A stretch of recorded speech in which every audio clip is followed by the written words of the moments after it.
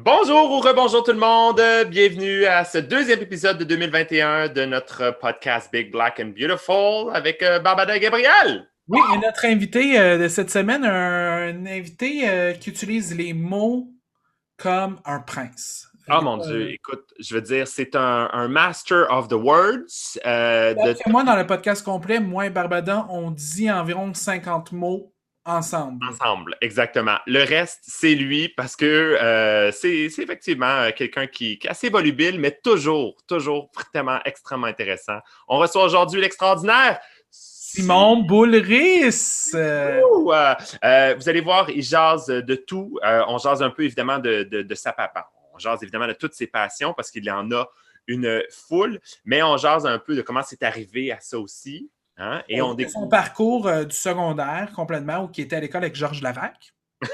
Quand même, hein? Quand même. Georges Larac, c'est ça? Georges Saint-Pierre. Georges Saint-Pierre, c'est pas la même personne. Non, c'est pas la même personne. Non, c'est deux personnes. Il est allé à l'école avec Georges Larac, rendu là, il y a tellement d'histoires. On va se le dire, quand on tombe dans le sport, Gabriel, c'est peut-être pas une référence. Mais bref. Le sport que je fais, moi, c'est la marche rapide pour me rendre au McDonald's avant que ça ferme. Exactement, oui, parce que puis avant le couvre-feu. Avant le couvre-feu. Alors, mesdames et messieurs, vous allez découvrir avec nous, ou peut-être redécouvrir avec nous, Simon Boulris. Il est vraiment, vous allez être attaché à ses lèvres, parler de théâtre, parler de littérature, parler d'écriture, parler des moments qui ont été touchants pour lui. Vous allez voir une très belle heure en compagnie de Simon Boulris. On passe ça right now. Bonne écoute. Bonne écoute.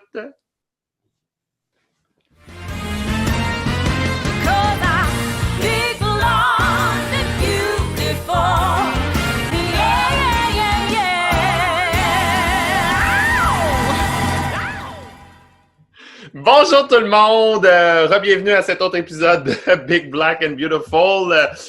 On est très content vraiment de recevoir Simon Boulris aujourd'hui avec nous. Simon, merci d'être avec nous. Ça fait plaisir, je suis content d'être avec vous. C'est vraiment, c'est ça, même virtuellement, évidemment, là, mais c'est vraiment un immense plaisir de te recevoir parce que, je te connais, évidemment, on te connaît tous. Je pense qu'il n'y a pas de doute, évidemment, avec tout ce qui... Tout le monde au monde te connaît. Exactement. J'ai parlé avec quelqu'un en Inde, là, dans le fin fond de l'Inde, puis il m'a dit « Ah oui, Simon Boulris, j'ai dit je viens du Québec », puis il m'a dit Simon Boulris. C'est le premier nom qu'il a nommé. Mais non, sincèrement, écoute, pas besoin de présentation, mais quand même, pour les gens qui peut-être, la personne au Québec qui ne te connaîtrait pas. Donc... non, mais je disais la personne. Oui, pas toi, tu ne levais pas la moi, main. La personne. Mais, évidemment, tu es auteur aussi, t'es auteur, Est-ce que tu te définis juste comme auteur? Comment tu aimes te faire présenter d'habitude? Oh, écoute, on peut tellement de choses en termes littéraires. J'aime le terme créateur parce que j'aime la création sous toutes ses formes. Je pense que ça me va bien. La création, parce que tu sais, j'ai une formation d'auteur, mais aussi une formation de comédien. Je joue beaucoup moins, mais quand même, tu sais, la création, la mise en scène aussi. Danser, chanter. Donc, j'aime la création. Ah, OK. C'est bon, ça. Créateur. J'aime ça. Pas comme... En tout cas, pas juste un créateur de contenu, mais en même temps, oui. Ce serait quoi le projet le plus loufoque que tu as dans ta tête? Tu dis, ça, j'ai jamais fait ça, mais ça, je rêve de faire ça. Tu sais, quelque chose qu'on s'attendrait pas. Là. Ben écoute, c'est sûr que j'ai travaillé beaucoup dans l'ombre. Puis là, depuis peut-être 3 ans, je fais beaucoup plus de télé. Donc, j'ai l'impression que je rentre plus dans le cœur des gens parce que je rentre dans les maisons des gens avec la télé. Mais disons, avoir un projet de fiction à la télé, c'est déjà un grand pas pour moi. Puis ça va commencer bientôt. Là, j'ai un projet télé qui va commencer au mois de mars. Mais j'ai aussi un autre projet, je ne sais pas si je peux le dire, mais je le dis, de web-série où ça tourne autour de moi. Donc là, j'ai le premier rôle. Puis j'ai envie de jouer. Ça fait un petit bout. J'ai joué beaucoup au théâtre dans les dernières années, beaucoup en théâtre jeunesse. Puis là, ça fait un petit bout que je n'ai pas joué au profit de faire des chroniques, de faire des collaborations un peu partout. Je suis bien excitée à l'idée d'avoir un gros rôle dans quelque chose. Est-ce que ça va s'appeler un rôle, tu dis ça tourne autour de toi. Est-ce que tu joues un personnage ou tu joues Simon? Je joue Simon, mais un Simon personnage. Ouais. C'est moi, mais transformé. Je comprends. Ça va-tu s'appeler en audition avec Simon 2, genre? Non? Non. Hey, j'aurais envie de vous le dire, mais je pense que je peux pas. Non, c'est correct. Mais déjà, c'est un beau scoop qu'on a. C'est inspiré d'un livre que j'ai écrit. Oh! Voilà. Oh. Tu dis ça, tu dis rien, là. Je dis ça, je dis rien, là. Exactement. Donc, ça va être 51 Shades of Grey. Ça, c'est le livre que tu as écrit, c'est ça? Exactement. Peut-être qu'il reste à un moment donné un livre de soft porn. Écoute, Pas mal ça, 50 Shades of Grey, non? mais ça se peut qu'on est dans ces zones-là. Je ne sais pas comment ça va se tourner en COVID, mais ça se peut que j'aille dans quelque chose d'un peu moins jeunesse qu'on dans Qu'on t'associe. jeunesse. Donc peut-être quelque chose d'un peu plus étonnant. Ouais. Ah, mais écoute, c'est le fun, ça. Et faut se réinventer comme artiste aussi. Puis il faut aller sortir de sa zone de confort aussi. Puis tout ça, c'est super, super le fun. Puis des fois, très souvent, ça fait des résultats, que oui, les gens ne s'attendaient pas, mais qu'on fait comme, oh, wow, vraiment le fun, différent, nouveau, puis ça nous amène ailleurs. Puis écoute, ouais. pas. Tu sais, on me dit souvent que j'ai un cœur jeune. Tu sais, c'est une expression que j'entends souvent, et puis c'est quelque chose que j'endosse pas, parce que j'ai 38 ans, puis je trouve que j'ai le cœur puis le corps d'un gars de 38. Mais il se trouve que j'aime ça plutôt dire que j'ai l'enfance à fleur de peau, que c'est pas loin en dessous, j'ai pas à gratter creux pour que ça ressurgisse, parce que j'étais très contemplatif quand j'étais jeune, puis j'ai toujours l'émerveillement, je l'ai préservé. Donc, ça veut pas dire que j'ai le cœur d'un enfant pour autant. Je pense que j'ai tous les âges. J'ai encore le 5 ans puis le 15 ans, ils sont pas loin, mais j'ai quand même 38 ans. OK. Ah, c'est Est-ce qu'il y intéressant. a un âge que, Simon, t'associe à, disons, ta plus belle âge? Tu sais, l'âge que tu dis ça, là, ça, c'était mon âge, c'était mon... T'associes-tu à un moment de ta vie comme ça? C'est vrai que je suis pas mal dedans, mais les premières belles années de ma vie, là, je trouve que c'est l'arrivée au cégep. Parce que pour moi, ça a été un tournant. J'étais pas toujours épanouie à l'école secondaire. Puis quand je suis arrivée à 17 ans au cégep, j'ai l'impression que j'ai vécu une espèce de tu sais, l'image de se délester d'un poids, là, c'est ce que j'ai vécu à cet âge-là. Quand je suis arrivée au cégep de Saint-Laurent, en arts et lettres, profil littérature, j'étais entourée de gens qui partageaient ma passion, mes passions, et ça m'a fait tellement beaucoup de bien de pouvoir m'identifier à des gens qui vivaient la même chose que moi.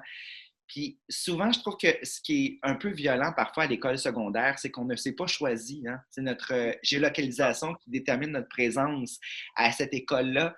Puis là, c'était la première fois dans ma vie que j'étais entourée de gens qui partageaient mes passions, puis que je me sentais plus bibite pantoute.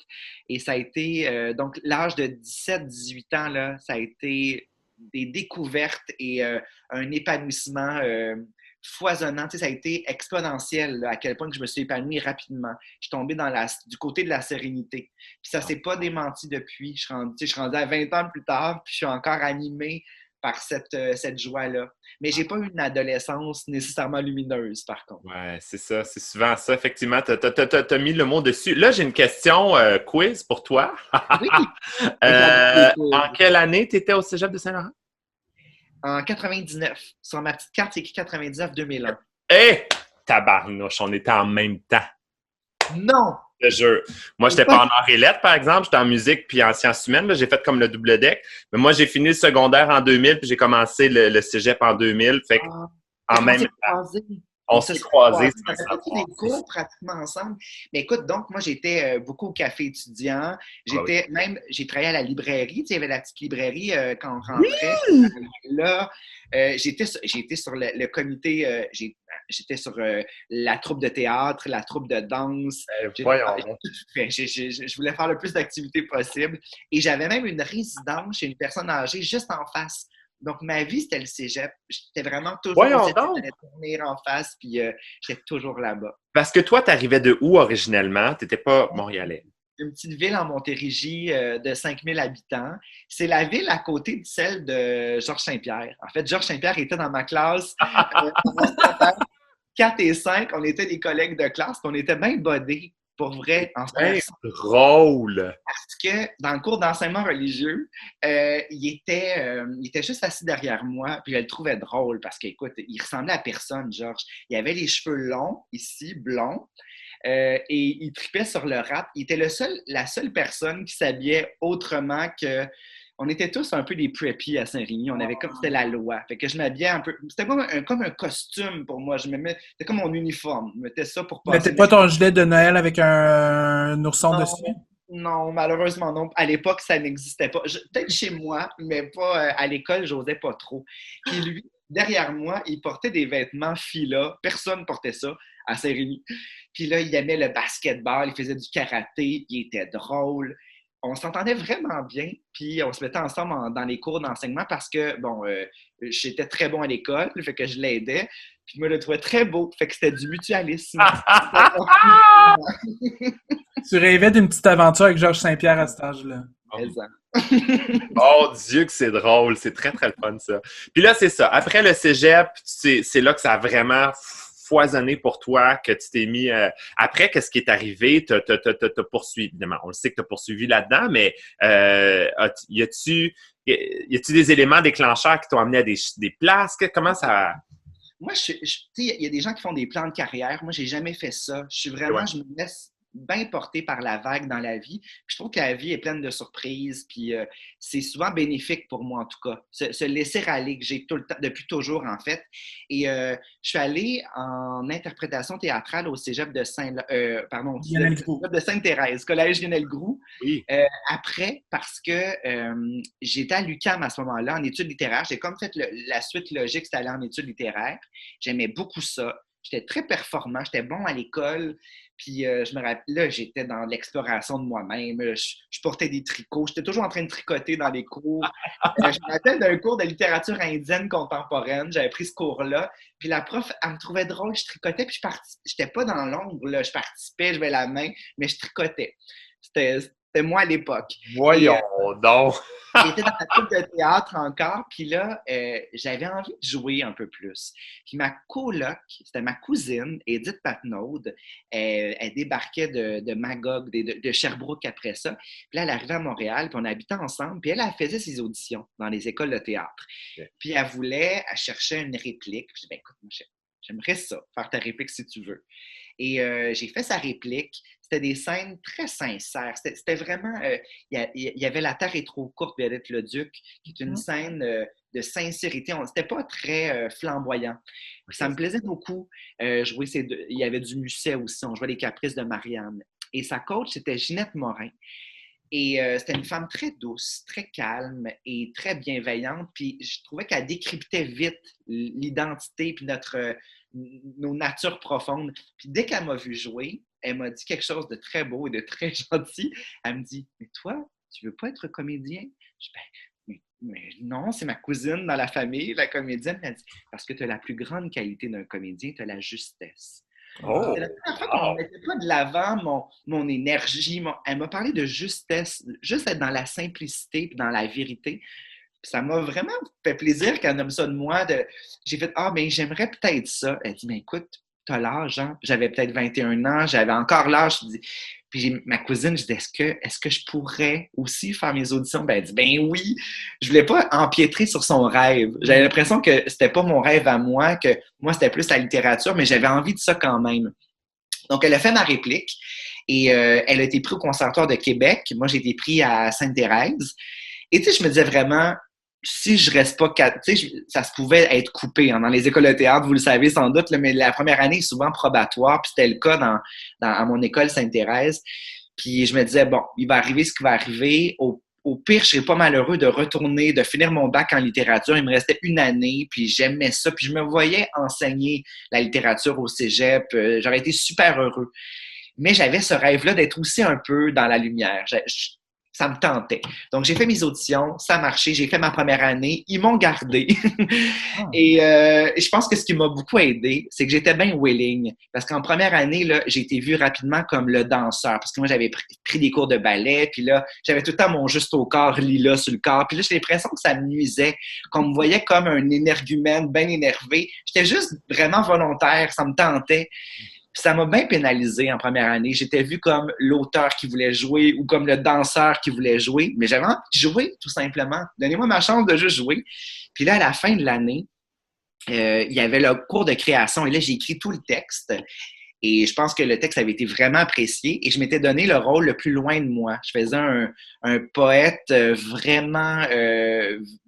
violent, j'aurais envie de dire violent, en tout cas très brusque. Je m'étais rasé les cheveux. J'avais les cheveux très... Les cheveux là, je les ai rasés. J'avais une grosse barbe. Et là, les profs ont fait « Mais qu'est-ce que c'est ça? » J'ai l'impression que... Et moi, je trouve pas que c'était exceptionnel, là, mais j'ai juste l'impression que je me suis acheter ma place pour rester. En leur montrant c'est la première fois que tu montrais quelque chose qui n'était pas dans ton casting. Mais en même temps, c'est que les rôles, on nous les impose. Moi, on m'a donné des rôles de tendresse puis des rôles d'homosexuel. Puis je les aimais, ces rôles-là. Moi, je voulais jouer ça. Je les aimais, mes rôles. Mais je savais que je pouvais jouer autre chose. Mais en même temps, aidez-moi, proposez-moi quelque chose. Tu sais, si vous voulez que je vous joue la brute, je vais vous la faire. Bon, peut-être que ça sera risible, mais je vais l'essayer. Puis là, je me suis aidé. Je me suis rasé les cheveux. Je me suis fait pousser la barbe. Puis là, pour eux, j'ai vu dans leurs yeux, OK, il va là, puis je savais que j'avais ça en moi. Je sais que j'ai une grande cruauté, là. C'est pas ce que je projette rapidement, mais j'ai une immense cruauté comme vous avez, vous aussi. Vous aussi, vous projetez pas ça, mais vous en avez une, assurément. Donc, je l'ai mise de l'avant. Elle m'a beaucoup servi, finalement. Puis voilà, donc ils m'ont gardé. À la fin d'année, j'ai joué Édipe. Puis ça allait super bien. Tu sais, je le sentais que j'étais à ma place. J'ai pas été tant étonnée quand je suis restée finalement, alors que ça augurait pas comme ça au début de l'année quand on m'a donné des rôles dans la douceur, dans la tendresse, qui est quelque chose que je défends rapidement, tu sais, parce que ça me colle un peu à la peau. Mais la deuxième année, ça a été difficile. Parce que la deuxième année, c'est l'année du théâtre classique. On avait tragédie classique avec Catherine Bégin et comédie classique avec Joanne Fontaine. Ce sont deux profs qui m'ont tellement marqué et j'ai perdu les deux profs dernièrement. D'ailleurs, je peux vous montrer. Bougez pas. Ben, vous n'avez pas bougé, là. Mon dernier roman s'appelle Pleurer au fond des mascottes et j'ai voulu la dédier. J'ai écrit à la mémoire de Catherine Bégin et de Joanne Fontaine, deux inoubliables passeuses de passion. Ben, voyons. C'était deux passeuses de passion. Wow. C'était des profs exigeantes. Catherine, c'était un phénomène. Catherine, c'était une grande tragédienne. Elle se présentait comme ça à nous. Bonjour, je me présente Catherine Bégin. Premier prix de conservatoire en tragédie classique. Premier prix de conservatoire en comédie classique. Bon, je ne dis pas ça pour me vanter. Non, je dis ça simplement pour que vous sachiez à qui vous avez affaire. Ça, c'est le premier cours. Comment être intimidé d'un coup direct? OK, mon Dieu, c'est une maîtresse. Là. Elle parlait de son maître. Donc, j'avais l'impression d'avoir accès à quelque chose d'ancestral au niveau du jeu. Puis, elle nous imposait des rôles de Racine. Moi, j'adore Racine. J'avais envie de jouer des Alexandrins. Mais j'avais envie de jouer quelque chose. Moi, j'aimais beaucoup plus les rôles de femmes. Là, je pense que vous allez vous reconnaître en moi, mais moi, Bérénice, Phèdre, Andromaque, pour moi, c'est des rôles beaucoup plus intéressants. Racine, les rôles de femmes sont beaucoup plus intéressants. Je pense que c'est le seul dramaturge qui avait des rôles de femmes plus intéressants par Ils sont Michel plus Tremblay. complexes. Moi, j'ai l'impression qu'ils sont plus complexes. C'est plus de complexes. Tu peux creuser un peu plus. Ils sont nuancés, sont tiraillés, c'est beau. Alors que les gars, c'est des blocs monolithiques. Et il y avait un rôle qui n'est pas comme ça, c'est Antiochus. Je voulais jouer Antiochus, puis Catherine m'a dit non, il est trop près de toi. J'étais d'accord, parce que justement, il est tiraillé, puis il est fragile. Donc, elle m'a donné Achille. Achille qui est un bloc. Ben oui. Elle m'avait dit, tu dois rentrer. Tu rentres avec la veine du cou qui pulse. Je voulais, OK, je voulais mettre un garrot. Je voulais tellement être un guerrier. Puis en même temps, je jouais ça avec une jupette. Là, on avait des jupettes. Et je l'ai défendu du mieux que je pouvais. Je me rappelle du début. Un bruit assez étrange est venu jusqu'à moi, Seigneur. Je l'ai jugé trop peu digne de foi. On dit, et sans erreur je ne puis le redire, qu'aujourd'hui, par votre ordre, Iphigénie expire. On dit que sous mon nom, à l'hôtel appelé, je ne l'y conduisais que pour être immolé. Ça a commencé comme ça, puis il fallait fâcher, là. Wow! C'était dur, tu sais, c'était pas... Tu le vois, le souvenir que tu as de ce rôle-là, on le voit tout de suite quand tu commences tu te replonges directement dedans. Mais je trouve ça beau, je trouve que c'est une belle époque de ma vie, même si je n'étais pas toujours heureux, là. C'est une belle époque parce que c'est ma gang. Moi, ce qui m'a touché, c'est... Tu sais, on est une troupe. Vous connaissez ça, le principe de troupe. Vous êtes toujours les mêmes. Vous voyez tout le temps. Nous, on était les 13, toujours ensemble. On connaissait tous nos forces, mais aussi surtout nos faiblesses. On se fait toujours taper sa tête devant. C'était toujours les mêmes commentaires qu'on entendait. Donc, il y avait comme plus de... À un moment donné, il n'y a plus de fil, il n'y a plus de... On se connaît tous dans toutes nos vulnérabilités. Fait qu'on ne pouvait plus se faire accroire quoi que ce soit. Je ferais ça beau, puis en même temps, c'était dur. Moi, c'est la gang qui m'a sauvé. Puis en même temps, en 4e année, donc 3 ans plus tard, à un moment donné aussi, j'ai aimé ma gang, mais j'étais tannée d'être avec nous Je ne dis même pas avec eux, je dis avec nous. Moi, avec eux, j'étais tannée de ça. J'avais besoin. Ouais, parce qu'il n'y avait plus de nouveautés, c'était toujours la même affaire. Puis... Oui, puis tu sais, je les aimais, mais à un moment donné, j'ai fait. Hey, je me rappelle, il y avait un show optionnel en 4e année. C'était le show, on était dirigé par les gens de technique, les gens de production. Puis je ne l'ai pas fait parce que c'était optionnel, puis j'avais envie de passer mes vendredis à Montréal. Puis je faisais la figuration dans Virginie. Donc, je descendais, je prenais l'autobus et je venais faire la figuration dans Virginie pour ramasser mes crédits UDA. Puis c'était pas... Puis je me rappelle qu'un prof avait vu ça comme une lâcheté de ma part. Mais c'est pas une lâcheté, c'est que je me préserve un peu. Je l'aime, ma gang, mais là, ça... Je veux me faire un peu d'argent parce que, tu sais, on travaillait pas. On pouvait pas travailler, c'était impossible. Donc là, j'avais le vendredi tout le temps libre pour faire la figuration dans Virginie. Et pour moi, c'était une journée où je passais la journée à lire dans les couloirs, dans les fameux corridors de Sainte-Jeanne d'Arc qui n'existaient pas, là. Donc moi, je lisais tout le temps. On me disait, dis-moi où passer. Puis là, j'étais dans chaque plan. Tu sais, quand ça repasse, je me vois tout le temps derrière. Écoute, j'ai fait ça pendant 1 an, sans arrêt, tous les vendredis. Puis j'avais, tu sais, c'était tous des vrais ados. Moi, j'avais peut-être 24. Puis je faisais semblant que je devais me raser proche, là. Mais ouais, je faisais semblant que j'étais un ado. Puis finalement, quand je suis sortie de l'école de théâtre, mon énergie est quand même assez juvénile. Donc, j'ai passé des auditions en théâtre jeunesse et c'est le premier rôle que j'ai décroché. C'était un premier rôle dans une pièce qui s'appelle Stanislas Walter Legrand, qui partait tout de suite en tournée en France. Donc, moi, j'ai commencé à répéter à la fin de l'année le workshop de la pièce. Donc, j'ai comme une année, j'ai pas eu vraiment de creux en sortant. J'ai tout de suite il n'y a pas eu de fin d'école, là, ça continue tout de suite. Là. Non, je pense que j'ai été chanceux. Tu sais, j'en ai vu beaucoup dans ma classe qui n'ont pas travaillé. Moi, tout de suite, j'ai travaillé. Puis c'est peut-être pas moi, j'avais envie de faire du cinéma. J'ai pas du tout été sur ce réseau-là. Finalement, j'avais décroché un rôle dans un film qui s'appelait ça a changé de titre. C'est un film de Sébastien Rose. Ça s'appelait, je pense, Le Banquet ou Comme une flamme. Ça a changé souvent de titre. Je ne sais plus c'est lequel finalement. Puis finalement, je n'ai pas pu jouer dedans parce que ça donnait en même temps que la première. J'avais déjà signé mon contrat de théâtre. Puis j'avais quand même un bon... C'était 18 jours de tournage. C'est beaucoup, 18 jours. Moi, je me suis dit, ben, je vais dire non, mais ça va se représenter. Je pensais que j'étais bien naïf. Je connaissais pas ça. Tu sais, je pensais pas que on t'en propose pas tant que ça des rôles dans ta vie. Puis là, j'avais fait mes auditions de Katsu. Ça s'était vraiment bien passé. Et pourtant, j'avais une gastro ce jour-là. Donc, tu sais, une gastro, tu peux pas, t'as pas d'énergie. J'avais aucune énergie. Puis c'est fou. C'est la seule fois dans ma vie où j'ai joué malade. C'était quand même un moment important parce que c'est devant tous les metteurs en scène du milieu, devant les réalisateurs et les réalisatrices. Oh, OK, quand même. Juste avant, là, je me rappelle, c'est dans l'ancien Katsu, j'étais couché en dessous d'un bureau. Puis là, celui qui nous dirigeait, c'était Jean-Guy Viau. Il m'a dit, écoute, Simon, je ne veux pas annuler tout de suite ta prestation parce que si on dit que tu es malade, puis que... attendons, des fois, l'adrénaline, on ne sait pas ce que ça peut faire. Je peux même pas me lever. Puis il me dit, on ne sait pas. Puis là, j'entendais, là, tout le monde était stand-by pour couper ma scène.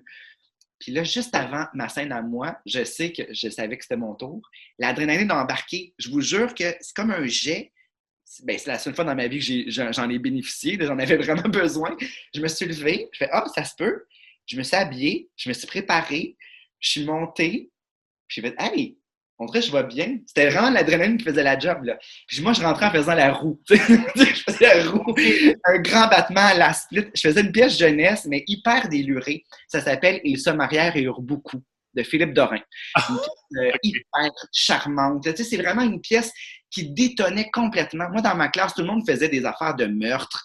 Puis là, moi, j'arrivais avec « Pour disparaître dans le monde des fées ». C'était ça ma première réplique. Il faut faire et hop avec un certain ton. Puis là, tu sais, je faisais l'énergie dans le plafond. L'énergie dans le plafond. Puis ça a vraiment marché. Puis en même temps, j'étais comme un peu plus assis parce que j'étais malade. Mais en même temps, j'étais guilloret. Écoute, ça a été un hit. Là, pour vrai, ça hurlait dans le Katsu. C'était la première fois de ma vie que je me sentais comme une rockstar, puis je pouvais même pas en profiter, j'étais malade. Fait que là, quand je suis sortie, là, j'étais comme à -10 après ça. Puis là, les gens voulaient venir me féliciter, mais j'étais malade. Je faisais non. Puis là, j'ai eu plein d'appels. Ça a comme été vraiment le fun. J'ai des auditions. J'ai comme une chance que je l'ai fait. Je suis content. Puis j'ai dit non à cette affaire-là. Un film en me disant ça va revenir, puis c'est jamais revenu. C'est pas... En même temps, quand je te disais que j'ai surfé sur une vague, le théâtre jeunesse là, m'a apporté à plein d'endroits que j'aurais pas prévu dans la vie. Je pensais pas écrire pour les enfants dans la vie, puis en jouant pour eux, ben, j'ai commencé à écrire pour les enfants. Ça a été beaucoup ça, ma vie, pendant un bon presque 10 ans. Ça m'a permis de voyager. J'étais allé énormément en France, chaque année pour des pièces de théâtre variées. J'ai écrit, j'ai mis en scène et ça m'a permis de connaître vraiment bien la France, de connaître vraiment bien la Belgique aussi. J'étais allé jusqu'en Afrique jouer un spectacle. Donc, j'ai voyagé partout. J'ai connu plein de festivals. C'était un réseau peut-être plus underground, mais c'est fou à quel point que le théâtre jeunesse nous permet de voyager partout dans le monde. Et ça m'a permis de connecter avec les enfants. J'en côtoyais pas, moi, d'enfants. Ma sœur n'a pas d'enfants, j'en ai pas. Donc, dans mon entourage, je pointe ma sœur parce que ma sœur vit juste à côté de chez moi. Alors ça, c'est mes livres. Puis derrière, il y a ma sœur. Elle n'a pas d'enfant. Donc, quand on entend une petite voix, c'est elle. Elle a vraiment une toute petite voix, très aiguë. Et mesure 4 pieds 10. Charmante. Mais donc, c'est ça. J'avais pas d'enfant. Et c'est vraiment après les pièces de théâtre que je parlais avec le public. Puis là, j'ai fait, hey, mais ils sont donc bien wise. Ils sont donc bien le fun. Puis je les aimais, je les trouvais beaux, je les trouvais drôles, je les trouvais allumés. Même les ados qui m'ont tellement fait peur au départ. Je voulais pas jouer pour les ados. Mais les ados, ils ont tellement été douloureux avec moi, ils ont tellement été durs. Je voulais pas aller là. Puis finalement, tu sais, quand tu leur parles, vous le savez, mais tu sais, quand on parle véritablement à quelqu'un devant nous, peu importe qu'il ait 5 ans, 10 ans, 15 ans, il reçoit, puis j'ai aimé ça, cet échange sincère à chaque fois après les rencontres. Puis là, j'ai dit, ben, je veux écrire pour ce public-là. Puis d'ailleurs, je me rappelle, est-ce que je parle trop, ça va? Non, pas du tout, c'est tellement intéressant. J'ai un souvenir, j'avais écrit une de mes premières pièces, ça s'appelait « Éric n'est pas beau » et c'était inspiré de Riquet à la houppe. Moi, j'ai toujours été bien fâchée de le conte de Charles Perrault, notamment, mais pas que de lui. Là, c'est un conte qui existe depuis, il y a plein de versions. Mais dans Riquet à la houppe, ça m'a toujours frustrée de savoir que Riquet avait, oui, la laideur, mais il avait l'intelligence suprême. Il pouvait la partager à la personne de son choix. Et dans une contrée lointaine, il y avait 2 princesses. Une très, très belle, mais très sotte, et une très, très spirituelle, mais très laide. Et la fille très sotte, mais très, très belle, finalement, évidemment, Riquet la voyait, faisait « Ah », puis là, les deux se partageaient la beauté et l'intelligence. Je me disais tout le temps, mais la fille pas belle, qui avait rien d'autre, qui était juste bien spirituelle puis bien wise, qu'est-ce qui se passe avec elle? Ça m'a toujours frustré. C'est elle qui devrait être mise de l'avant, oui. Donc, moi, c'est devenu mon personnage dans Éric n'est pas beau. Donc, c'était Leda, puis c'est le nom de mon arrière-grand-mère. Elle, accent aigu, D-A, et Bella. Elle s'appelait Leda. Leda. Puis elle était belle, mon Dieu, Leda. Elle était magnifique. Puis c'est un beau nom, Leda. En tout cas, pour moi, c'est un beau nom parce que c'est le nom de mon arrière-grand-mère que j'ai connue, qui est morte à peu près 92 ans dans ces eaux-là. Je l'aimais, mon arrière-grand-mère Leda. Puis je l'ai appelée Leda. Et c'est un personnage, le plus beau personnage de la pièce. Puis il y avait Jérémy. Jérémy qui était amoureux d'Éric, même s'il n'est pas très beau. Donc, rappelons-nous, en 2006, écrire une pièce, en 2007, écrire une pièce où l'homosexualité était clairement abordée en filigrane, mais tu sais, c'était pas... Jérémy était clairement amoureux de son meilleur ami. Puis cette pièce-là, donc, a eu une belle vie quand même en France. Elle est montée au Québec, ça n'a pas vraiment marché, mais en France, la pièce a été publiée d'ailleurs dans la collection de Philippe Dorin dont je vous parlais. Je vais vous montrer, est-ce que ça vous dérange pas? Oui, mais non. Alors, j'ai la pièce « Ils se marièrent et eurent beaucoup ». Ça, c'est oui. à l'école des loisirs. Moi, cette pièce-là, quand je l'ai vue, je l'ai achetée, j'étais tellement content. Puis là, regardez ici, je suis tellement excitée d'être dans la même collection. Mais voyons donc! Wow! L'école des loisirs en France, là, c'est hyper gros. Là. C'est comme la courte échelle là-bas. C'est la maison prestigieuse, une renommée incroyable. Donc, quand je suis allée signer mon contrat là-bas, j'ai croisé Claude Ponty, qui est un grand auteur jeunesse. J'étais vraiment impressionnée. Je me dis, mais qu'est-ce que je fais là? Puis là, Brigitte Smadja, ma directrice littéraire, elle me dit, on va jouer ta pièce on va se la lire. Puis on les dit à voix haute dans la maison d'édition. J'ai fait, mais c'est bon, mais je trouvais ça beau comme moment. Puis donc, je suis dans la même collection que Philippe Dorin, que j'aime tellement, que je côtoie, que plus maintenant, là, mais bon, je l'ai côtoyé longtemps parce qu'il était très proche de la compagnie de l'arrière-scène pour laquelle j'ai joué pendant 10 ans. Je suis même devenu l'adjoint, c'est ça, l'adjoint de Serge Marois, le directeur artistique à l'époque de la compagnie. Puis c'était l'ami de Philippe Dorin. Donc, j'y avais dit, écoute, j'ai fait en audition ta scène. Quand j'avais vu ça à la Maison Théâtre, j'avais eu une révélation. Puis c'était très audacieux, je pense, de jouer du théâtre jeunesse au Cadisou, tu sais, à l'audition pour te présenter. Mais j'aimais ça, le théâtre jeunesse. Puis ça a été ma vie, donc, pendant 10 ans. J'ai fait ça pas mal à temps plein. Et c'est ça, je voulais vous dire, mon anecdote, c'est que dans cette pièce-là, j'avais des choses tellement belles. J'avais écrit, mettons, le personnage, il se mettait de la pommade dans les cheveux. Puis il y a une petite fille qui a dit, mais j'ai pas compris pourquoi il se mettait de la croustade aux pommes dans les cheveux. Oh, c'est cute! C'est beau. Wow! Là, j'ai commencé à colliger ce qu'on appelle des enfandises. Je savais pas si ça s'appelait comme ça à l'époque, mais tu sais, juste des mots d'esprit d'enfant. Ouais. C'est comme à mi-chemin entre une citation et une friandise, une enfandise. Et j'en ai gardé plein. Puis c'est comme ça que j'ai envie d'écrire pour les enfants, avec leur vivacité. Puis je me rappelle, dans cette pièce-là, il y avait une réponse que je ne parvenais pas à donner, une question après. Puis il y a quelqu'un qui a levé la main puis qui a dit, ben là, il dit dans le texte. OK, moi, j'ai écrit la pièce, je l'ai répétée, je l'ai jouée et j'ai oublié une information que toi, tu as entendue une fois et que tu es en mesure de répondre à ma place. Je me mettais grandiose. Et là, j'ai fait, OK, ça là, c'est fabuleux. Je veux écrire pour ce lectorat-là. J'écrivais déjà pour adultes, mais donc ça a pris une place incroyable dans ma vie, écrire pour les spectateurs, mais aussi les lecteurs, parce que j'ai écrit beaucoup de romans également pour eux. Donc, ça a été un gros moment de ma vie. Puis, à un moment donné, ça prenait de plus en plus d'espace dans ma vie parce qu'on me proposait de devenir le directeur artistique de la compagnie. Serge me léguait sa compagnie. Wow. Puis c'était une super belle job. Là. Ça me tentait, moi, de chapeauter une maison qui a 40 ans, une compagnie qui a 40 ans d'expérience, qui a voyagé partout, qui est très subventionnée. C'est une super belle tribune, un organe de travail que je chérissais. Je pouvais créer toute ma vie comme ça. Je trouvais ça grandiose. Mais il y avait l'appel de d'autres choses en même temps. Puis ça voulait dire que j'allais cibler ma vie uniquement là-dedans. Puis ça est arrivé à un moment où j'avais envie, où on m'offrait je commençais à faire des chroniques à une émission qui s'appelait Formule Diaz. Rappelez-vous, après l'émission Voir, il y a eu Formule Diaz. C'était Sébastien Diaz qui me proposait de faire des capsules théâtre. Puis là, Serge, il me disait, mais là, Simon, tu fais beaucoup de radio, tu fais de plus en plus de télé, il va falloir que tu mises plus sur l'arrière-scène. Je fais oui. Mais il sentait que j'étais vraiment appelée par autre chose aussi. Puis là, est arrivée l'audition pour l'émission cette année-là, animée par Marc Labrèche. Puis là, j'ai fait, oh mon Dieu, c'est une émission pour moi, ça. C'est une émission culturelle où tu parles des livres que tu as aimés à une certaine époque, tu fais un pont avec l'actualité. C'est tout ce que j'aime.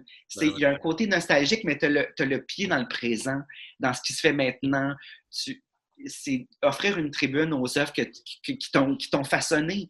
Je trouve ça tellement beau comme sujet, comme projet. Donc, j'ai auditionné et c'est fou. Je sentais que si je l'avais. Je suis sortie de là en faisant « c'est pour moi cette affaire ». Là, quand on m'a appelé, c'était quand même ma vraie première véritable opportunité. Une émission où tu es là chaque semaine. C'est un rendez-vous, pas quotidien, mais bon, hebdomadaire. Et là, quand Hugo Roberge m'a appelé pour me dire « Simon, tu l'as », j'ai fait « OK, oui, d'accord, parfait. » Je m'y attendais, mais c'est fabuleux. J'avais vécu ça quand j'avais eu le rôle avec Serge Marois. J'avais vécu le même, je le savais que je l'avais aussi. C'est les deux seules fois où j'ai fait « c'est pour moi ». Et là, j'ai dû faire un choix. Puis là, je voyais, puis c'est sûr que c'est une vie plus précaire que j'ai choisie. Mais c'est la vie qui me convient. Là, j'en suis convaincue. 3 ans plus tard, je suis convaincue que j'ai fait le bon choix parce que je voulais goûter à plein de choses. Je voulais être éclectique, embrasser toute la chorale de Simon qui est en moi. Il y en a un qui aime ça être dans le spotlight. Il y en a un qui aime ça être derrière.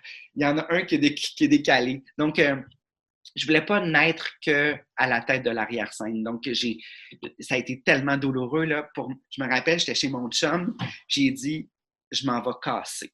Pour moi, c'est comme j'allais casser J'étais nerveux, là, mon cœur. C'était ça, tu cassais une relation J'avais professionnelle. commencé une relation professionnelle, puis je savais que Serge avait tout mis ses espoirs en moi, puis là, je vais tellement le décevoir. Puis là, je tremblais, j'étais tellement nerveux. Je me rappelle dans le cadre de porte, il me dit qu'il s'en va en Floride dans une semaine. Je fais, tu vas-tu en avion? Oui, sinon, je posais des questions tellement futiles et niaiseuses.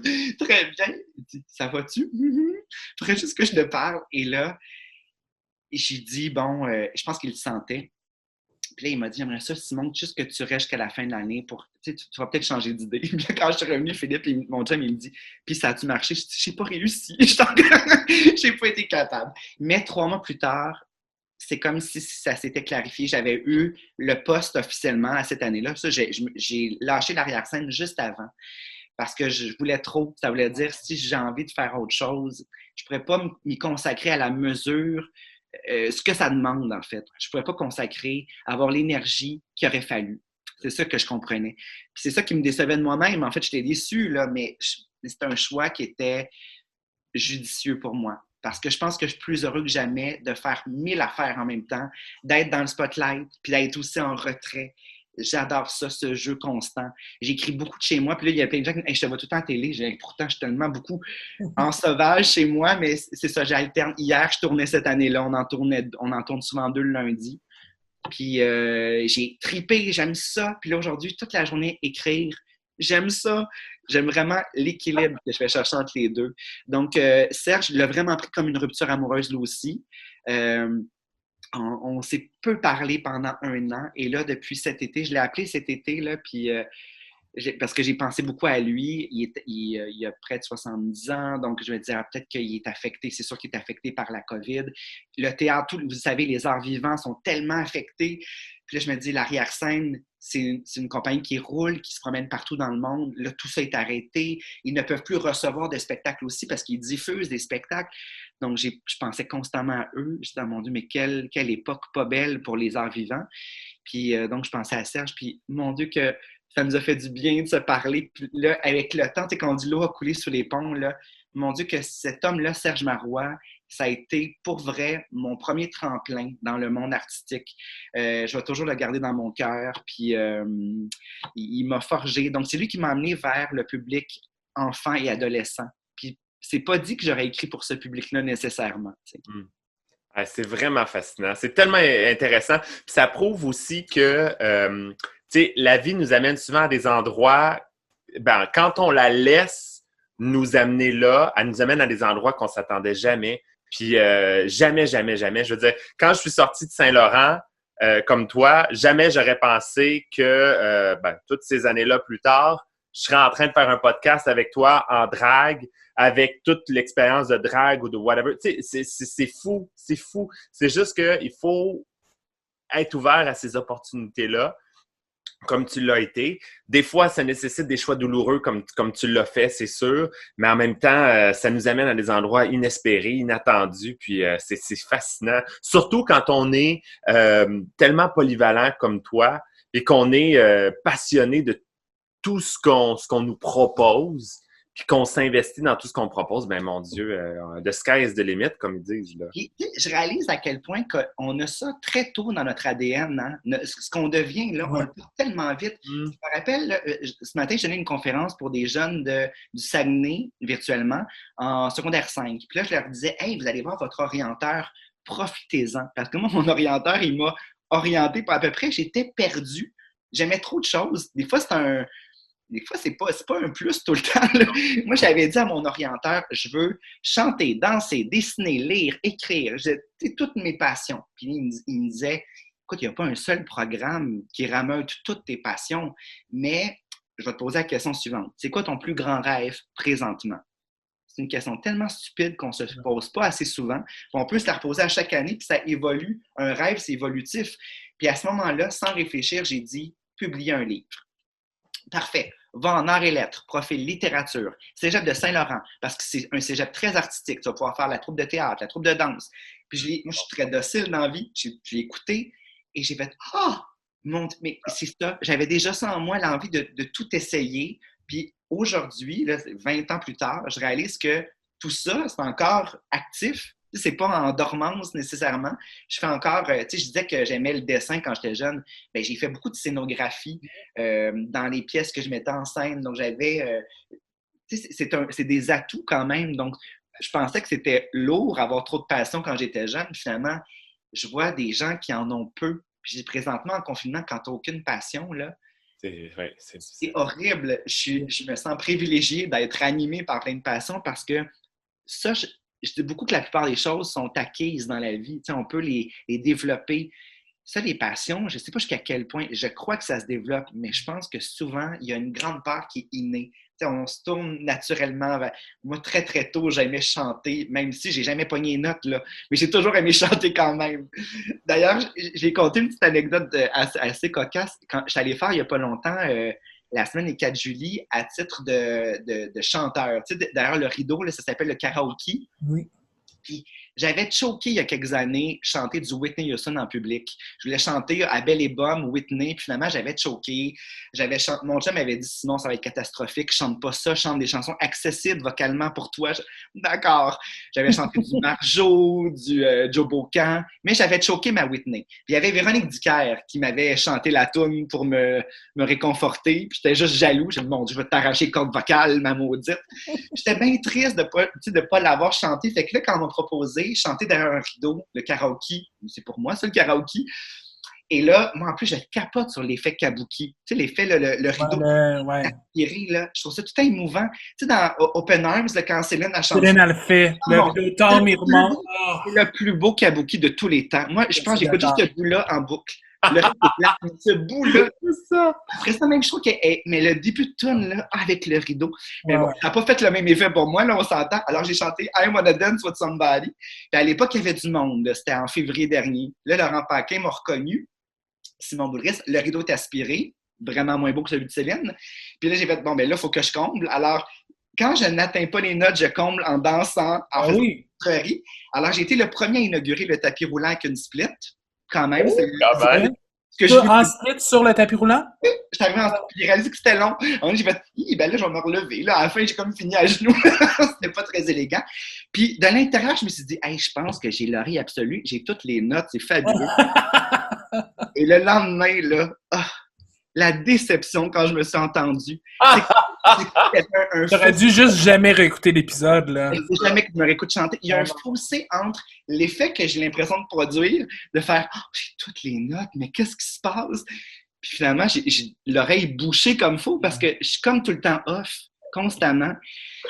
C'est tellement une grande déception. Puis là, et après ça, je suis même retournée. J'ai fait en direct de l'univers où j'ai chanté Saisir le jour de Lara Fabian. J'étais en répète, j'étais en coulisses, puis je faisais hey, je l'ai. Je l'ai tellement, c'est sûr, je l'ai. Écoutez, c'est dégueulasse. C'est juste horrible. OK, ben c'est ça. Il faut que j'accepte qu'il y a un décalage entre l'effet que je crois produire et l'effet que je produis. Mais comme tu es un fan de danse, de musique et t'écris tellement bien, est-ce que tu écrirais... Moi, je suis un fan de comédie musicale dans la vie. J'ai étudié en comédie musicale. J'ai une passion pour la comédie musicale. Est-ce que tu écrirais une comédie musicale? Écoute, j'ai écrit, un de mes premiers textes, c'était un drame à saveur musicale. Okay. Il y avait des chansons, ça s'appelait « Qu'est-ce qui reste de Marie-Stella ». Et d'ailleurs, je vais vous montrer l'affiche. Regardez, je vais me promener dans mon appart. Je l'ai sur un mur ici. Bougez pas. Je sais pas si vous voyez bien. Ici. Oh, wow! Mais qu'est-ce qui reste de Marie-Stella? Et c'était, donc, il y avait des chansons là-dedans. J'avais écrit, évidemment, les chansons. Puis c'est fou comment on en a beaucoup parlé. C'est un spectacle, évidemment. C'était mon premier spectacle professionnel que j'écrivais, que je bidouillais. C'était à Petite Licorne, donc il n'y avait pas beaucoup de spectateurs, mais quand même, on a été réinvités. On l'a fait à trois séances, 3 blocs de temps, à 3. Puis ça a tout le temps vraiment bien marché. Puis là, il m'était dit « Ah oui, j'aimerais vraiment ça parce que j'adore la chanson. » Moi, Kinky Boots, c'est un classique. J'aime beaucoup Rent. Rent, là, les chansons de Rent, puis toute l'histoire aussi. Rent tatoué sur le dos, là, t'es dans mon élément. Là. Okay. Écoute, on voit pas vraiment, mais j'ai No Day But Today. Écoute, moi, les chansons de Rent, là, j'ai une obsession avec ça. J'écoute souvent j'aime beaucoup aussi le film. Le film est vraiment magnifique. Et Rosario Dawson, son audition, où elle n'atteint pas toutes les notes, mais mon Dieu que je la trouve bonne, j'aime quand même. Parce que, tu sais qu'elle a pris la place un peu. Il y en a qui ont repris leur rôle, mais pas elle, mais pas la Mimi. J'aime Est-ce bien. que tu as écouté la version filmée sur scène? Aussi. Ouais. Oui. Puis Ouais. je pense qu'il n'y a rien de plus grandiose. Cet échafaudage-là, c'est tellement puissant. C'est fou, hein? Moi, c'est ce que j'aime du théâtre. C'est Quand Mimi là, détache ses cheveux et qu'il y a des brillants qui tombent. Là. Mais moi, c'est vraiment... La force du théâtre, pour moi, c'est l'évocation. Puis Rand, pour moi, avoir juste un échafaudage de construction, pour moi, tout est là. Tout est le chantier. On est en construction, on est fragile, on est bancal, tout peut s'effondrer. On est malade aussi, la vie de bohème. Tout ça est dans ce simple décor. J'ai toujours aimé... Moi, quand je faisais mes spectacles en tournée, Simon a toujours aimé danser, un spectacle solo que j'ai fait dans plein d'endroits. J'enlevais tout. J'enlevais les rideaux. Je voulais voir. J'ai joué au théâtre d'aujourd'hui dans la salle intime. Là. C'est tellement le fun. Moi, tout le monde mettait toujours des rideaux devant les fenêtres. Moi, je voulais qu'on voit les fenêtres. Donc, j'allais. À chaque endroit, il y avait une spécialité. J'aimais ça, investir l'endroit. Je me rappelle que je me sentais comme à Amsterdam parce que j'allais danser de façon cochonne dans la vitrine. C'était comme des vitres encastrées. Tu sentais comme au Red Light District? Dans un red light, là, je rentrais puis je dansais sur le Miserere d'Allegri. Je shakeais comme ça le bassin de façon lubrique. C'était tellement... Puis les passants me voyaient danser dans un... Qu'est-ce qu'il fait là? Lui, il danse comme ça avec une... Je trouvais ça... Bon, je sais pas, j'étais de l'intérieur. Peut-être encore, il y avait un décalage, peut-être que c'était vraiment mauvais, mais je trouvais ça le fun de prendre possession du lieu. Mon Dieu, que j'aime ça, de révéler tout ce qu'il y a en dessous. Puis quand j'ai joué à Premier Acte à Québec, là, j'avais tout enlevé, tout. Puis il y avait même les portes des loges, il y a 2 loges de chaque côté, étaient ouvertes avec des lumières crues, du gros jaune. J'aimais ça que ça s'infiltre sur la scène. Oui, il y a juste le reflet de la lumière sur la scène. Oui, j'ai toujours aimé ça, moi, voir les coulisses. C'est drôle parce que hier, la chronique que j'ai faite à cette année-là, c'était sur une pièce, ma première pièce qui m'a donné envie de jouer. Ça s'appelait « Je suis une mouette, non, ce n'est pas ça » de Serge Denoncourt, qui faisait un collage à partir de La mouette de Tchekhov, qui est une grande pièce. Et c'était avec Suzanne Clément, notamment, Monique Miller, Denis Bernard et Annick Bergeron, qui était grandiose. Et tous les personnages, tous les comédiens jouaient leur propre rôle en effet miroir avec leurs personnages. Et pour la première fois de ma vie, c'était comme si j'étais dans une salle de répétition. C'est ça que j'aimais. J'aimais le côté fragile, on se pose des questions, on débat, on est dans le débat, dans la discussion. Et une des pièces qui m'a le plus touchée dans ma vie, c'était une répétition à l'École nationale. C'est mon ami Hubert qui m'invite là, qui jouait dans la pièce. Il me dit on a besoin de 2-3 spectateurs, juste pour voir est-ce que ça marche. C'est une pièce d'été. Moi, je m'attends à ce que ça soit drôle. C'est pas drôle. C'est une pièce de Cédric Landry. Ça s'appelait Pierre-Luc à Isaac à Joe. C'est une façon au musée de la Madeleine, on s'appelle par le fils du fils du fils. Oui. Ah, OK. Et là, j'arrive là-bas, il n'y a pas d'éclairage, il n'y a rien, juste c'est sec, il y a une plantation de tête. Moi, c'est ce que j'aime. Moi, j'aime ça quand c'est le plus simple possible. Et là, je m'installe, et là, ça commence. Je dis, il faut que j'en donne. Je suis le seul spectateur. Je suis à côté du metteur en scène, Eudore Belzile. J'espère que je vais en donner. Et là, ça me touche. Je sais pourquoi. C'est que c'est une relation entre le père et le fils. Puis le père voit que son fils est un peintre, puis c'est douloureux entre les deux, mais le père, finalement, embrasse le côté artistique de son fils. Et j'ai cassé.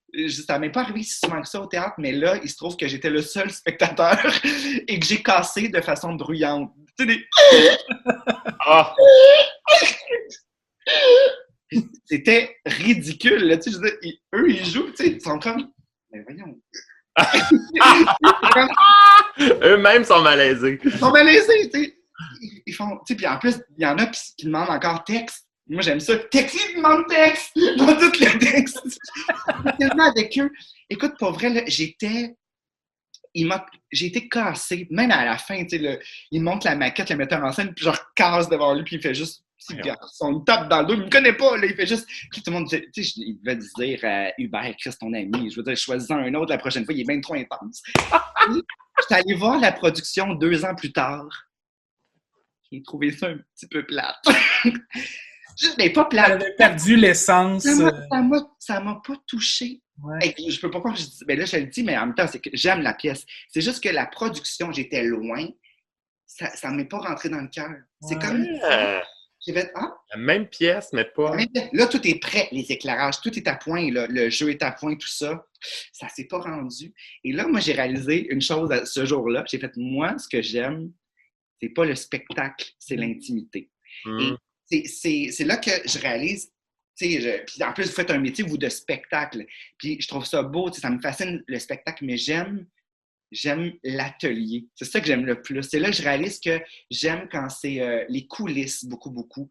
Donc, mettons, si on parle de RuPaul Drag Race, j'aime beaucoup, beaucoup ce qui est en amont. Tu sais, tout le temps, La ce qui est... préparation à la scène. La préparation, j'aime ça. J'aime ça quand ça se maquille. J'aime ça quand... souvent, en plus, c'est un moment qui est plus émouvant, là, où j'ai l'impression qu'on se bitch un peu moins. Là. J'ai l'impression que c'est un moment où il y a quelque chose de peu plus dans la bienveillance et dans la révélation.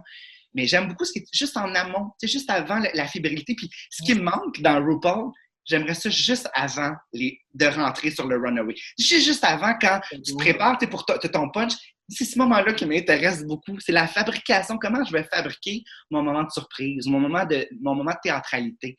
Ouais. C'est ça qui me touche. Tu sais, quand sa chevelure, là, elle a tout placé ses pétales dans sa perruque puis dans ses gants. Qu'est-ce qu'elle fait, là? Qu'est-ce qu'elle a fait? Ça va-tu marcher? C'est ça qui me touche, le bidouillage, puis le côté artisanal de tout ça. Puis c'était hyper artisanal. Tu sais, sa chevelure qui fait ça sur du Whitney en plus. C'était tout pour que je jouisse ce que j'ai fait. Mais tu sais, juste ça, là, avec sa face, puis tout son... Mon Dieu, c'était un grand moment, mais j'aurais aimé ça voir un peu avant. Vous comprenez quand je parle de... Je réalise que c'est ça que j'aime le plus dans la vie. C'est voir comment on fabrique à partir de presque rien. Oui. Ben, c'est parce que c'est là que c'est le plus naturel. C'est là qu'on voit le vrai. C'est sûr que quand c'est fait, quand c'est sur scène, quand c'est fini, il y a un travail, il y a je sais pas, là, quand tu le vois... nu ou beaucoup moins, beaucoup plus au naturel finalement. C'est ça qui est intéressant aussi, c'est vrai, très très vrai. Enlever les couches, d'ailleurs, mon dernier livre s'appelle Pleurer au fond des mascottes et c'est quelque chose que j'aime d'aller en dessous. J'aime beaucoup le masque. Moi, je suis de ceux comme Oscar Wilde qui disait le masque dit vrai. Ouais. Je pense que le masque est vrai. Le maquillage dit quelque chose. Le masque que l'on porte, le sourire qu'on porte, il est vrai. C'est pas un mensonge. Mais ce qui est en dessous est aussi vrai. On est multicouche. Moi, ce qui me fait triper quand je rentre dans une vieille maison, c'est quand, mettons qu'on veut repeindre, là, puis qu'on arrache, puis qu'il y a plein de tapisseries. Une session d'époque. Ça m'émeut de voir tout le temps qui a passé. Quand tu trouves quelque chose dans un mur. Ça, là. Oui, mais tu sais, toutes ces couches-là sont toutes vraies. C'est toute une époque de ce que la maison a été. Puis je pense qu'on est un peu pareil, c'est-à-dire que le sourire que j'arbore, mettons, beaucoup en société ou à la télévision, je sais que j'ai le sourire facile.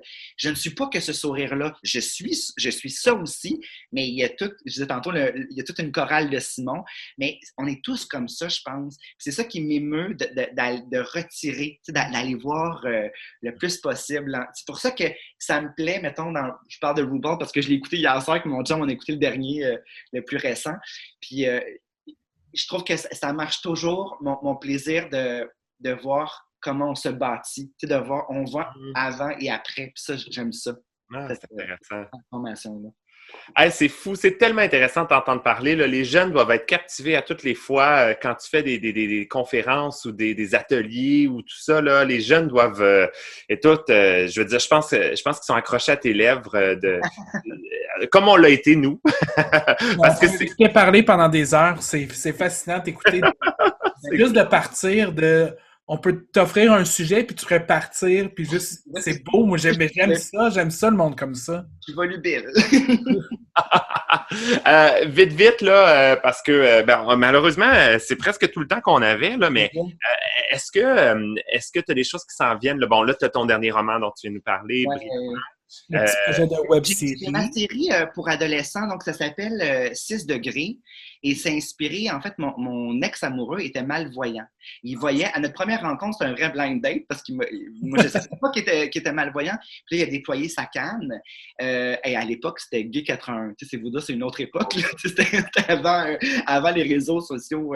Et donc, il a déployé sa canne et là, il me dit, c'est le moment où tu es censé partir. Moi...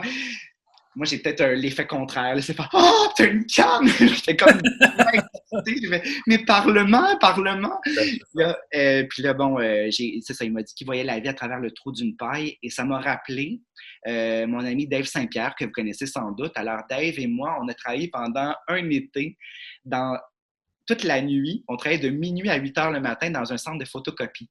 On faisait des trous dans des feuilles, on assemblait des cahiers et moi, j'étais à l'université en littérature.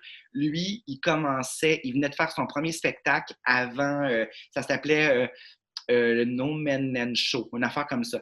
Ça n'avait pas eu un gros succès. Le deuxième a eu un immense succès, mais là, il commençait.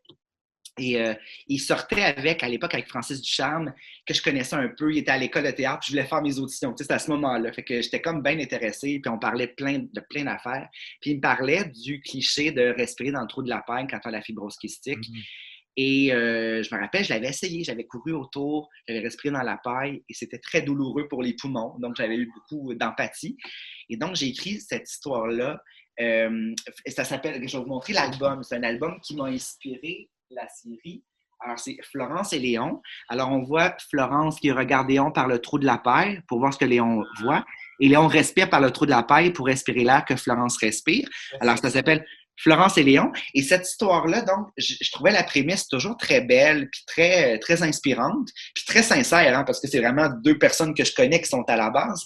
Donc, je l'ai adapté pour la télé. Ça s'appelle 6 degrés. Ce sera en mars sur Tout TV Extra pour commencer, avant d'être à la télé officiellement.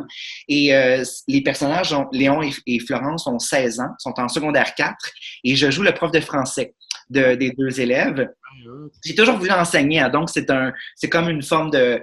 c'est comme je me fais un petit cadeau. Ben oui. Et là, j'ai fini d'écrire la saison 2 la semaine passée. J'ai écrit et donc, on commence à tourner très bientôt la saison 2. Et là, j'ai fait, OK, j'ai tourné la saison 1, je vais m'en donner un peu plus. Donc là, mon rôle est vraiment présent dans la saison 2. Je me suis fait un plus gros cadeau. Et donc, il y a ça qui, pour moi, c'est très accaparant. Et cette année-là, qui se poursuit jusqu'au mois de mars. Et sinon, j'ai plein d'autres projets. J'ai un recueil de poésie qui m'importe beaucoup, qui est pour adolescents, qui va s'appeler « Veiller sur les brigadiers scolaires ». Parce que je me suis toujours demandé, mais qui veille sur eux? Et donc, je me suis imaginé une conductrice, une chauffeuse d'autobus et un ado qui s'assoit juste derrière et qui lui parle toujours et qui remarque la chimie entre la brigadière scolaire et la conductrice. Il sent un amour foudroyant qui fracasse le pare-brise. Et donc, il est aux premières loges d'un amour lesbien entre ces deux femmes-là. Et lui attend. Il y a une place vacante à côté sur son siège, puis il attend que ça soit comblé. Donc, c'est un peu moi au secondaire quand j'attendais que l'amour débarque dans ma vie. Donc, ça va sortir au mois de mars. Donc, c'est pas mal mes projets pour le moment. Tu chômes pas. Ça, c'est le moins qu'on peut se dire. Tu chômes absolument pas. Puis en fait, s'il y a un moment où il devait arriver un moment où tu viendrais à chômer ou avoir du temps, tu le comblerais avec autre chose. Ça, c'est sûr et certain, il n'y a aucun doute. Et c'est ce qui fait ta personnalité aussi extraordinaire. Le fait que tu es partout. T'es vraiment partout, comme une pieuvre. T'es une pieuvre dans plein... Mais une belle pieuvre, là. C'est beau. Oui, moi j'adore les pieuvres, je trouve ça beau. Il y a quelque chose d'émouvant dans vouloir tout faire. Puis je me dis, tout est possible, j'aimerais avoir 1000 bras pour embrasser aussi. Tu sais, je suis très câlineux. C'est pour ça que je trouve ça dur. Là. J'ai écrit un livre qui s'appelle La grève des câlins parce que je suis très... tu sais, j'ai besoin des gens, même quand je ris, là, c'est vraiment vrai, quand je ris, je me retiens après les gens. C'est la même affaire, je me tiens, je touche, ouais. C'est tactile. Bon, on n'est pas une bonne époque pour ça, là, mais donc, c'est ça. J'ai un chum qui s'en vient tantôt. Je vais me tenir après lui. Merci, c'était une discussion exceptionnelle. C'est beau de t'entendre, c'est beau de communiquer avec toi. C'était vraiment une belle heure. Merci beaucoup, c'était un plaisir, vraiment partagé. Oui, merci. Puis merci pour tout ce que tu fais pour la jeunesse aussi. J'avais eu l'occasion de faire une heure du conte avec toi oui, quel beau moment. C'était un moment formidable, vraiment. Puis franchement, merci pour tout ce que tu fais pour la jeunesse, pour la littérature au niveau de la jeunesse. Alors franchement, bravo. Je suis toujours aussi avec Interligne. Donc, on est 4 co-porte-parole aussi avec Interligne. Puis ça me tient beaucoup à cœur. Puis je l'ai même introduit dans la saison 2 de 6 degrés. Il y a un ado de 12 ans qui se pose des questions. Puis je vais le faire appeler chez Interligne. Oui, c'est parfait. Excellente idée. Merci. Merci beaucoup. C'était un plaisir. Merci. Au plaisir. Et on se revoit dans 2 semaines, tout le monde, pour un autre épisode du podcast Big, Black and Beautiful. Bye bye.